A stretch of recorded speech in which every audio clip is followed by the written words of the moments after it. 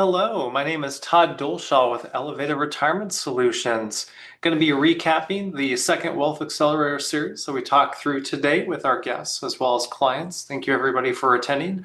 And for those of you who cannot attend for one reason or another, this is for you so that you can take notes, ask any questions, and then of course feel free to follow up with me afterwards via email or otherwise.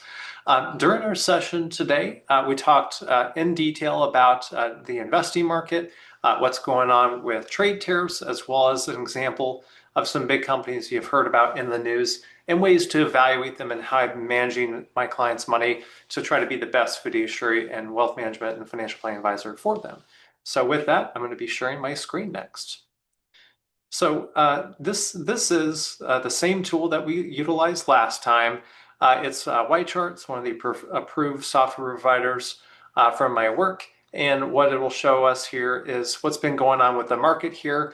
And we're going to highlighting a few different companies here. So first, I'm going to start with Apple. Apple is, of course, one of the most well-known companies in the world. They, of course, are the ones who build and service iPhones, amongst other goods and services. And we're going to be talking through the recent volatility that we've seen there and the major backslide that we've seen. And you can see here over the last 3 months, Apple is down 15.53%, which is a lot worse compared to the S&P 500, which is actually up 1.35%.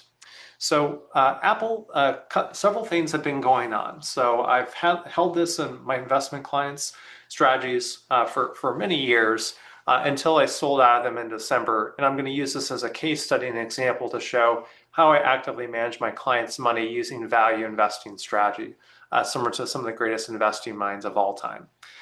So in Apple's case, what happened is they had a phenomenal 2023. They were up over 40% in 2023 and finished up over 20% late last year before I ended up selling off of them. So talking through a few different ratios here. The first I'm going to talk about is price per earnings ratio. So price per earnings ratio is essentially how many dollars do you have to pay for one earnings per share. So think about that like a measurement of price per gallon of gas, per gallon of milk, so on and so forth, right? All things being equal, when we're talking about investing, the cheaper that a company is, usually that means it's potentially a good buy, and the forward-looking projections are rather pessimistic. Whereas conversely, when price per earnings ratios are extremely high and above their averages, that means that there's an expectation that they are going to have future growth that far exceeds the competition, which may or may not happen. So essentially, when price per earnings ratios get really high, there's a lot of risk for several reasons. A, that means that the company potentially is overvalued, and it's impossible for that organization potentially to keep pace with the growth that's projected in their earnings calls and what have you. And if they don't hit those extremely aggressive earnings calls and growth, well, then we start to see the companies backslide and sell off. And that's exactly what's been happening with Apple for several reasons here. So with that, we're going to pull this apart here a little bit. So late last year, when I sold off in Apple, its price per earnings ratio was approaching 40, which is well above its 5-year historical average of 30. So that means it was over 20% more expensive than it has been historically, which in my world, especially when we're talking about the largest company in the world at that time, there was only so much more a company that's a multi-country conglomerate like Apple could grow, right? Over half of its revenue comes from iPhone sales.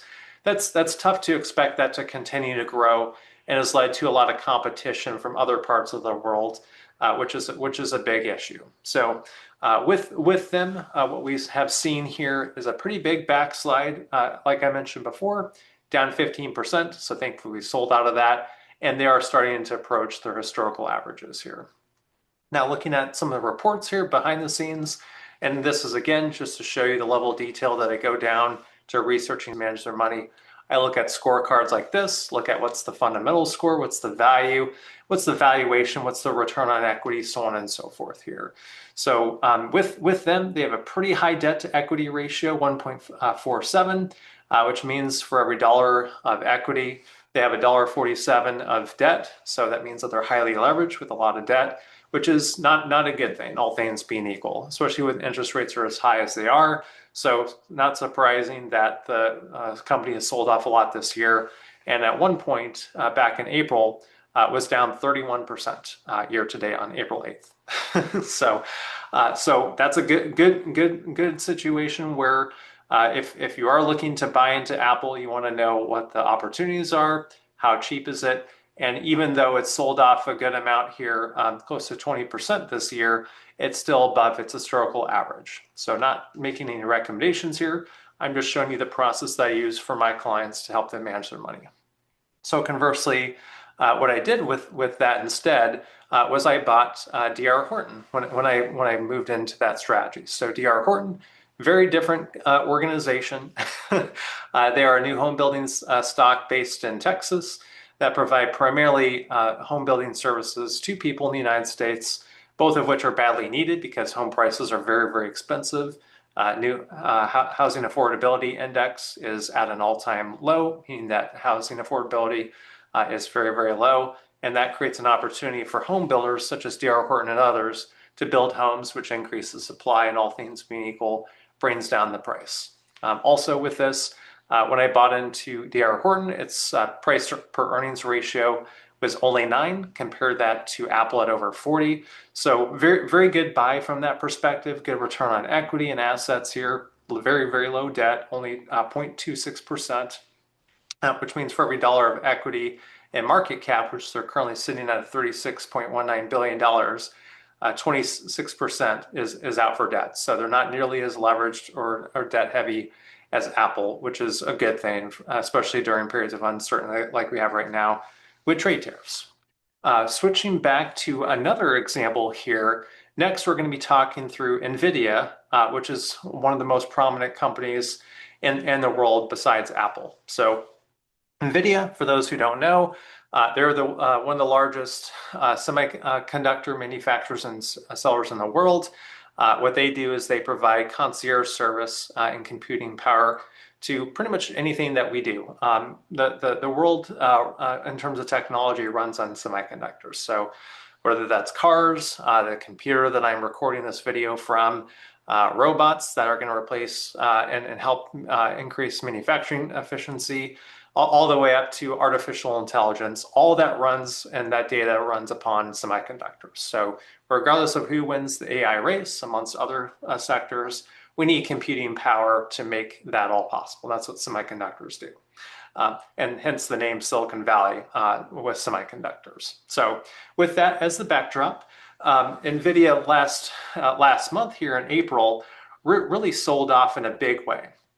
It was down 29% in April, and then back here we can see it was down 27%. So what happened is back on April 6th, I ended up buying into Nvidia after it sold off 9% in a single trading day. And what happened was Nvidia had to pay a $5 billion fine because it sold its chips to a country that was not on the approved list by the government that was put in place late last year, is my understanding.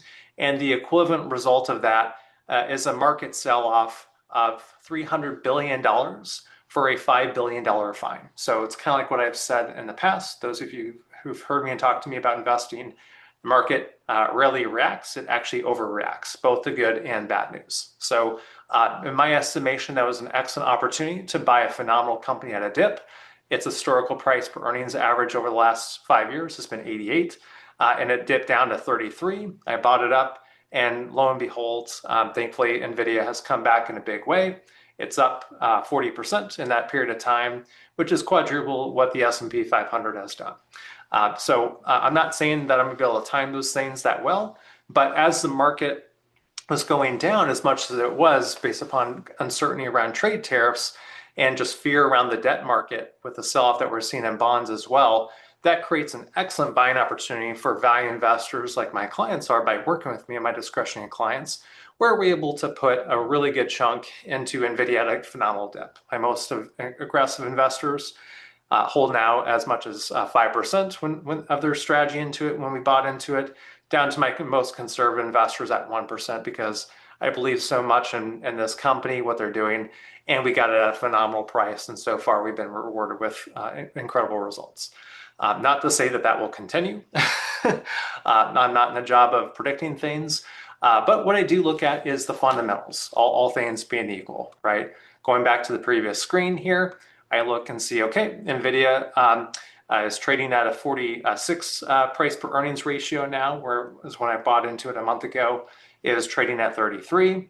Its historical 5-year average adjusted now is 79. So it's still roughly half of what its long-term 5-year average is.